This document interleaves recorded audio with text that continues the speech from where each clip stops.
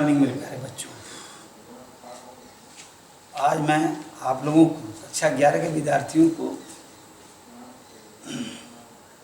कबीरदास के पदावली का 8वां भाग अर्थात शेष भाग आज पूरा कर दे रहा हूँ। आपकी व्याख्या के माध्यम से आपको पढ़ाया जाएगा। हम न मरै मरिहें संसारा, हमको मिल्या जियावन हारा। ये प्रसंग में लिखेंगे कि जब आत्मा परमात्मा में एकाकार हो जाता है तो आत्मा कभी मरती नहीं है।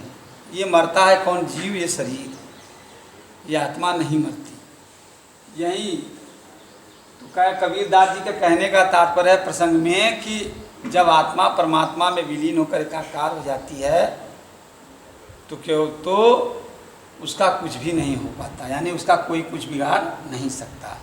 उसी के बारे में वर्णन करते हुए कबीरदास जी कह रहे हैं, हम न मरै मरिहें संसारा। कबीरदास जी कह रहे हैं कि मैं जीवात्मा मरने वाला नहीं हूँ। मरिहें संसारा, भले ही संसार के सभी लोग मर जाएं, हमको मिल्या जियावन हारा, क्योंकि हमको स्वयं जीवन प्रदान करने वाला वह परमात्मा, जियावन हारा का मतलब परमात्मा मिल गया है। अब न मरो मरने मन माना, अब मैं मरने वाला नहीं, क्योंकि ईश्वर अगर मिल जाए, आत्मा को परमात्मा मिल जाए तो मरेगा कहाँ से? अब न मरो मरने मन माना, अब मैं मरने वाला नहीं, भले ही सब लोग मर जाए, मनमान मर जाए। तेई मुए नहीं तो तेई मुए जिनी राम न जाना। कह रहे हैं कि वही मर सकता है जिन राम न जाना, जो राम के भक्ति को नहीं जानता। फिर से सुन लीजिए, अब मैं मरने वाला नहीं हूं, भले ही सब लोग मर जाएं, वही मर सकते हैं जिसने राम की भक्ति को नहीं जान पाया है। साकत मरे संत जन जीवा। साकत माने एक साक्त पक्षी होता है, भले ही मर जाए, या साकत माने दुष्ट भी होता है, भले ही मर जाए। संत जन, संत माने सज्जन, सज्जन लोग लेकिन क्या करेंगे? जीते रहेंगे। यानी संत लोग क्या करेंगे? जीते रहेंगे। क्यों जीते रहेंगे? भारी भारी राम रसैना पीवे, क्योंकि वह राम के भक्ति रूपी रस को अपने रसायन माने जीवा से उसका क्या करेंगे? रसपान करते रहते हैं। हरि मरिहा तो हमहू मरिहा। वह कबीर जो है कह रहे हैं कि मैं जीवात्मा तभी मर सकता हूं जब क्या स्वयं जो है इस आत्मा को प्रदान करने वाला परमात्मा ईश्वर मरेगा। हरि मरिहा तो हमहू मरिहा, यानी वह क्या है? अगर वह परमात्मा मरेगा तो मैं भी आत्मा क्या करूंगा? जीवात्मा मर जाऊंगा। हरि न मरे, हम काहे को मरिहा? वह हरि माने भगवान या परमात्मा जब नहीं मरेगा तो मैं क्यों मरूंगा? कह कबीर मन मन ही मिलावा, अमर भये सुख सागर पावा। कबीरदास जी कह रहे हैं कि जैसे ही मैं अपने मन को भगवान के मन से मिला दिया, अर्थात कबीरदास जी कह रहे हैं कि मैं अपने आत्मा को परमात्मा से क्या किया? मिला दिया।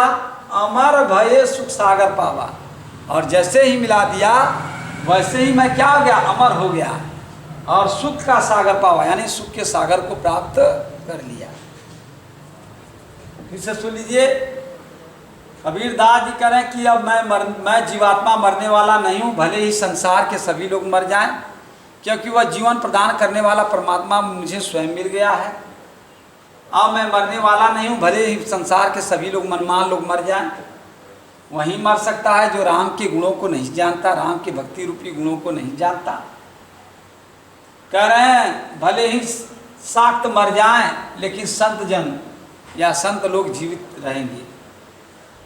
साक्त माने दुष्ट भी होता है साक्त, भले ही दुष्ट लोग मर जाए लेकिन संत माने सज्जन लोग जीवित रहेंगे। क्यों? क्योंकि भारी भारी राम रसैना पीबे, क्योंकि राम के भक्ति रूपी रसों का वह हमेशा क्या करते हैं? रसपान करते रहते हैं, हमेशा उनका जो गुणगान करते रहते हैं। और उन्हीं के आनंद में विभोर रहते हैं।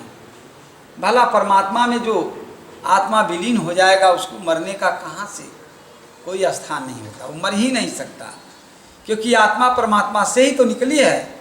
और परमात्मा के पास अगर गई उसमें विलीन हो जाती है तो अमर हो गई, मरने का कहाँ उसका सवाल होता है। हरि मरी हैं तो हमहू मरी हैं, वह परमात्मा अगर मरेगा तो मैं जीवात्मा भी मर जाऊंगा। हरि न मरे हम काहे को मरिया, वो परमात्मा नहीं मरेगा तो मैं जीवात्मा क्यों मरूंगा। कबीर दास जी कह रहे हैं कि जैसे ही मैं अपने मन को, आत्मा रूपी मन को परमात्मा रूपी मन से मिलाया, वैसे ही मैं अमर हो गया और उसके बाद सुख सागर पावा, मैंने सुख के सागर को प्राप्त कर लिया। भाषा मेरे प्यारे बच्चों, कबीरदास जी पढ़े लिखे नहीं थे इसलिए साधुकड़ी भाषा है। आपको मालूम होना चाहिए कि रस में शांत रस है, ठीक है। और इसके बाद जो अलंकार, अनुप्रास अलंकार का प्रयोग किया गया है। राम रसैना पीबे बहुत जो है आपको मिलेगा इसमें। मन मन ही मिलावा, म की पुनरावृत्ति हुई है। और गुण जो है प्रसाद है। आगे देखिए, और भाषा साधुकड़ी आपको बता ही दिए हैं। काहे रे नलनी तू कुंभलानी, तेरे ही नाली सरोवर पानी।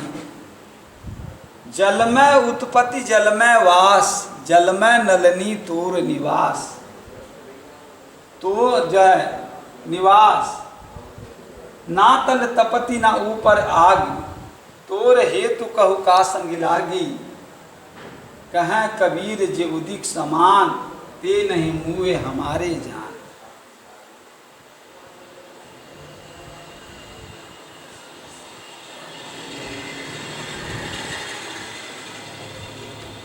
काहे रे नलिनी तू कुंभलानी, ये जो है पुष्प के पक्ष में कबीरदास ने कहा है। सही बात है कि जब आत्मा परमात्मा में अगर लीन हो जाए तो उससे घबराने की कोई आवश्यकता नहीं होती है। लेकिन यही आत्मा जब परमात्मा से जीवात्मा निकल करके जीवात्मा का रूप धारण, आत्मा परमात्मा से निकल करके जीवात्मा का रूप धारण कर लेती है, तो उसके बाद वह अगर इस मोहमाया रूपी चक्कर में पड़ जाती है तो उसी के बारे में संबोधित करते हुए कबीरदास जी कह रहे हैं। काहे रे नलिनी तू कुंभलानी, हे कमलिनी तू आखिरकार क्यों मुरझा रही है। तेरे ही नाली सरोवर पानी, तेरा हमेशा जो है डंडी हमेशा तालाब के जल में ही रहता है। जल में उत्पत्ति, और जल में ही तुम्हारी उत्पत्ति हुई है। जल में वास, और जल में ही तुम्हारा वास है। और जल में नलनी तोर निवास, और साथ ही साथ जल में तुम रह रही हो। ना तली तपति ना ऊपर आग, ना तो तुम्हें तल माने निचला भाग से गर्मी मिल रही, तपन माने गर्मी, कहने का मतलब नीचे पानी है, शीतलता ही है। और करें ना तली तपति ना ऊपर आग, और ऊपर से भी गर्मी नहीं मिल रही है, क्योंकि ऊपर जो चंद्रमा है, सूर्य तो नहीं ना है कि जो तपेगा। ऊपर से जो रात्रि का समय है तो चंद्रमा शीतलता प्रदान करता है। तोर हेतु कहु का संग लागी, कह रहे हैं कि ऐसा होने के बाद तो तुम्हें किसी प्रकार की परेशानी नहीं होनी चाहिए। तोर हेतु कहु का संग लागी, लग रहा है कि तुझे ईश्वर से या ईश्वर रूपी सांसारिक संसार से क्या हो गया है, मोह हो गया है, जिसके कारण तू क्या करी, मुरझा रही है। या सूर्य से तुझे प्रेम हो गया जिसके कारण तू क्या कर रही है, झुलस रही है, मुरझा रही है। कहाँ कबीर जे उदिक समान, ते नहीं मुए हमारे जान। कबीर दास जी कह रहे हैं कि अगर तू अपना भला चाहती है तो तू क्या कर, उदिक माने जल, इसी जल से प्रेम कर ले। करें अगर तू मरना, ते नहीं मुए हमारे जान, वह अगर तू मरना नहीं चाहती है तो तू क्या कर, इसी जल से प्रेम कर ले, क्योंकि जल ही तेरे लिए क्या है, जीवन है। जल से ही तुम्हारी उत्पत्ति हुई है, ठीक है, जल ही ब्रह्म है। फिर से सुन लीजिए, कबीर दास जी करें, हे कमलिनी आखिर तू क्यों मुरझा रही है। तेरी हमेशा डंडी तो तालाब के पानी में रहती है, जल में तुम्हारी उत्पत्ति हुई है और जल में ही तुम्हारा जो है वास है, और साथ ही साथ जल में ही तू निवास करती है। ना ही तुम्हें नीचे से गर्मी मिलती है और ना ही ऊपर से तुम्हें आग बरसता है, फिर भी न जाने तू क्यों मुरझा रही। कहने का मतलब नीचे जल के निचले भाग में शीतलता ही रहता है, ऊपर आकाश में जो उसकी दिखाई दे रही, क्योंकि चंद्रमा है, चंद्रमा से भी शीतलता मिलती है। यानी दोनों तरफ से तुझे क्या शीतलता ही प्रदान हो रही है, फिर भी तू क्या कर रही है, मुरझा रही है। कह रहे हैं तोर हेतु कौ का संग लग रहा है कि तुझे इस संसार में क्या सूर्य से प्रेम हो गया है, जिसके कारण तू क्या करी, मुरझा रही है। कह रहे हैं कि हे कबीर दास जी कह रहे हैं कि हे कमलिनी, अगर तू क्या करे, जो है मुए ना दिया ते नहीं मुए हमारे जान। यानी अगर तुम मरना नहीं चाहती हो तो तुम क्या करो, उसी जल से प्रेम कर लो जिससे तुम्हारी उत्पत्ति हुई है, उसी जल से तुम प्रेम कर लो। ये तो पुष्प के रूप में है। अब आइए जीवात्मा के रूप में मैं आपको बताता हूँ। कह रहे हैं यहाँ कमलिनी जो है का अर्थ जो है जीवात्मा से है, और जल जो है क्या है, ब्रह्म है। कबीर दास जी कह रहे हैं कि हे जीवात्मा, आखिर तू क्यों, हे जीवात्मा आखिर तू क्यों व्याकुल है, क्यों मुरझा रही है, क्यों तुम्हारी दशा बिगड़ जा रही है। कह रहे तू तो हमेशा उसी परमात्मा के पास रहती है, यहाँ तक कि उसी परमात्मा से ही तेरी उत्पत्ति हुई है, और उसी परमात्मा के इर्द गिर्द तू वास यानी रहती भी है। फिर कह रहे हैं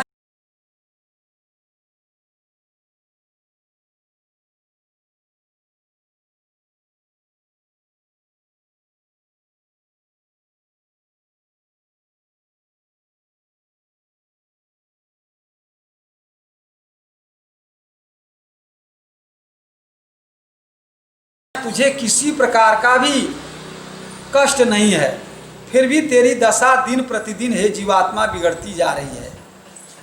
कह रहे हैं कि लग रहा है कि तुझे इस सांसारिक मोहमाया से प्रेम हो गया है।